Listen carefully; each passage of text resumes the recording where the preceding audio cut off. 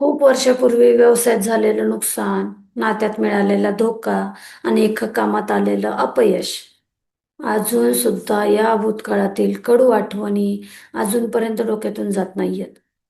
तेच अपयशाचं जड ओझं मनावर घेऊन रोज जगत चाललायत. चेक करा. म्हणजे एका लांबच्या प्रवासाला निघालायत आणि तुमच्या पाठीवर 30-40 किलो वजनाचं एक जड बॅग दिलीये. 1 तास 2 तास तुम्ही ते बॅग घेताल पण एका टप्प्यानंतर खांदे दुखायला लागतील, पाय थकून जातील, पुढे चालणं अशक्य होईल हे पटतंय, कळतंय. तरी बॅग कॅरी करणं पॉसिबल आहे का? नाही. आता हेच तर करताय. नवीन काम सुरू करायला गेलं की पाठीमागून भूतकाळ ओढतोय.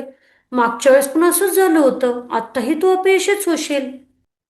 विचार करा. जुन्या अपयशाची बॅग पाठीवर घेऊन तुम्ही भविष्यात यशाच्या शिखरावर कसं जाऊ शकता बरं? कसं चढू तरी कसं शकता? आणि आज आपण भूतकाळातील हे इमोशनल बॅगेज कसं रिकामं करायचं ना, हे समजून घेणार आहे. म्हणजे बघा, सायकोलॉजीनुसार जेव्हा आपल्या भूतकाळात एखादी वाईट घटना घडते, त्यावेळेस आपला मेंदू त्या घटनेबरोबर नकारात्मक भावना जोडून टाकतो. म्हणजे भीती, दुःख, राग त्याला बांधून ठेवतो आणि हा एक ट्रॉमा नावाचा प्रकार होतो. आपण काय करतो? त्या घटनेला विसरायचा प्रयत्न करतो.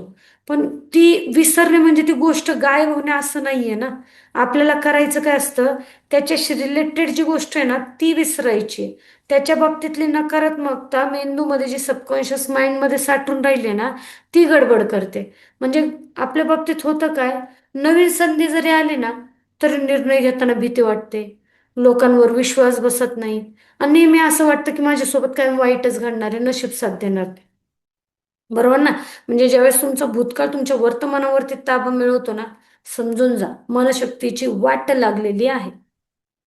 आता या भूतकाळाच्या ओझ्यातून बाहेर पडण्यासाठी तुम्हाला मी एकदम साध्या सोप्या टिप्स देणार आहे. पहिलं तर ऍक्सेप्टन्स. हो, झाले, संपले. म्हणजे स्वीकार करा. भूतकाळ बदलता येत नाही. देव जरी आला तरी बदलता येत नाही.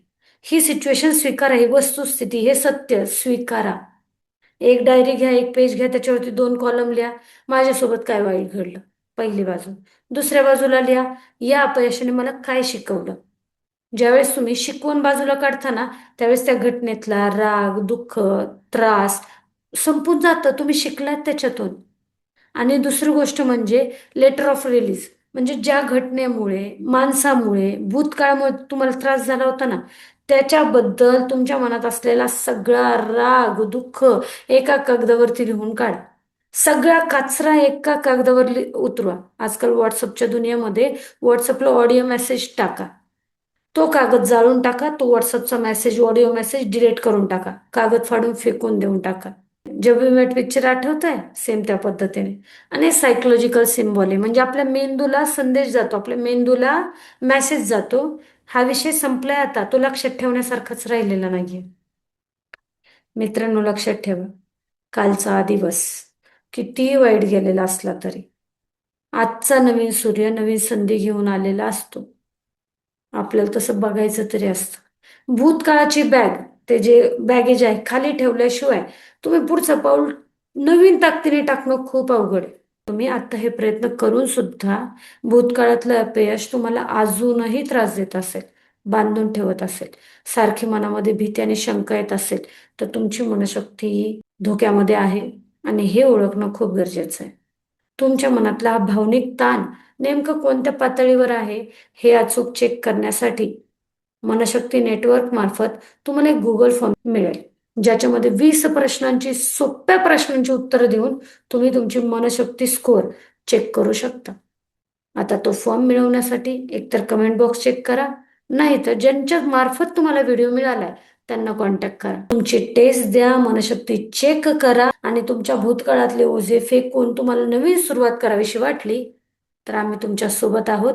ज्यांच्या मार्फत व्हिडिओ मिळालाय त्यांना कॉन्टॅक्ट करा. चला, स्वतःला बदलूयात.